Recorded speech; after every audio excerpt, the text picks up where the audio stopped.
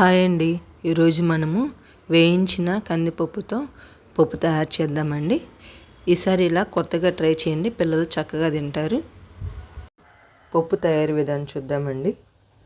మామూలుగా మనము టమాటా పప్పు, దోసకాయ పప్పు, పప్పు చారు అట్లా చూస్తాం కదా. ఈరోజు మనము వెరైటీగా తొందరగా అయిపోయే పప్పు చూద్దామండి. పిల్లలకి లేట్ అవ్వకుండా త్వరగా లంచ్ ప్రిపేర్ చేసేటట్లు ఈ పప్పును చూద్దామండి. ఈ పప్పు కావాల్సిన ఇంగ్రీడియంట్స్ నేను ఇక్కడ మెజరీని ఈ గ్లాస్ తీసుకున్నానండి. 2 గ్లాసులు తీసుకున్నాను. టమాటాలు 2 తీసుకున్నానండి. ఉల్లిపాయ, చింతపండు, ఇక్కడ పచ్చిమిర్చి 2 తీసుకున్నానండి. చిటికెడు పసుపు, 1 స్పూన్ కారపొడి, కరివేపాకు. ఈ పప్పు తయారు విధానం చూద్దామండి. ముందుగా ఈ పప్పును వేయించుకుందాం. పప్పు తయారు చేయడానికి కుక్కర్ కావాలి కదండి, అదే కుక్కర్లో ఈ పప్పును కూడా వేయించుకుందాం.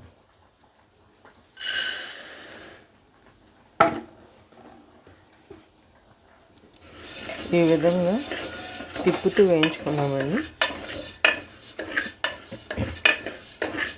ఇట్లా తిప్పటం వల్ల అన్నీ సమపాలన ఎగుతాయండి.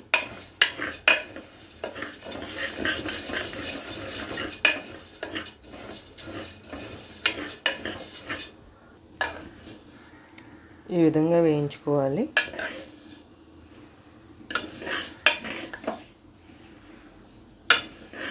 ఇప్పుడు ఈ పప్పుని నీట్గా వాష్ చేసుకుందాం. కందిపప్పు నీట్గా వాష్ చేసుకున్నామండి. ఇప్పుడు కట్ చేసుకున్న టమాటా, ఉల్లిపాయ, పచ్చిమిర్చి వేసుకుందాం.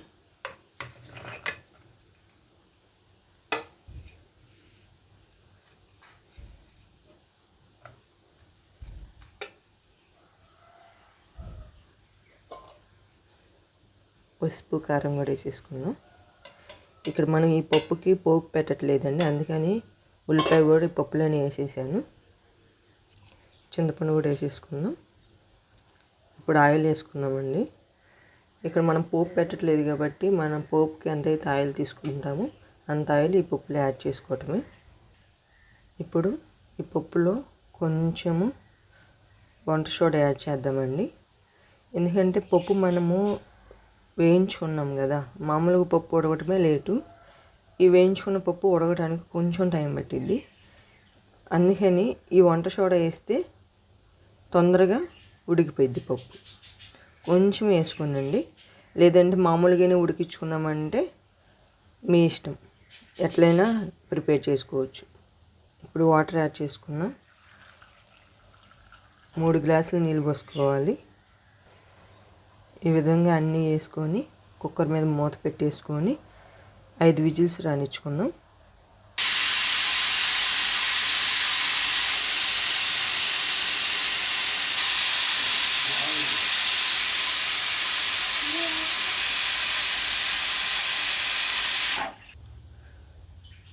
చూడండి, 5 విజిల్స్కి ఎంత చక్కగా ఉడికిపోయిందో.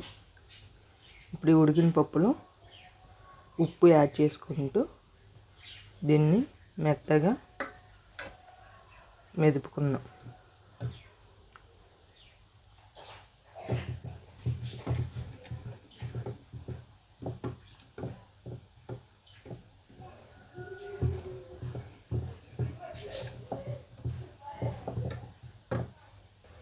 ఈ పప్పులోనే కరివేపాకు కడుక్కొని యాడ్ చేసుకుందాం. ఈ విధంగా అయినా సర్వ్ చేసుకోవచ్చండి, లేదంటే చారుగా కావాలంటే మనము నీళ్ళని వేడి చేసుకొని పప్పులో కలిపి ఒక 2 నిమిషాలు స్టవ్ మీద పెట్టుకుంటే చాలండి. మన టమాటా పప్పు లాగానే ఉంటుందండి. ఇక్కడే మనము సాల్ట్ చెక్ చేసుకోవాలి, సరిపోతే యాడ్ చేసుకోవచ్చు. ఇప్పుడు ఇది ఒక సర్వింగ్ బౌల్లో తీసుకుందాం. చూడండి, మన టేస్టీ ఈజీగా పప్పు తయారైంది. ఈ వీడియో కానీ నచ్చితే మీకు షేర్ చేయండి, లైక్ చేయండి, కామెంట్ చేయండి, సబ్స్క్రైబ్ చేయటం మర్చిపోవద్దు. Thank you for watching.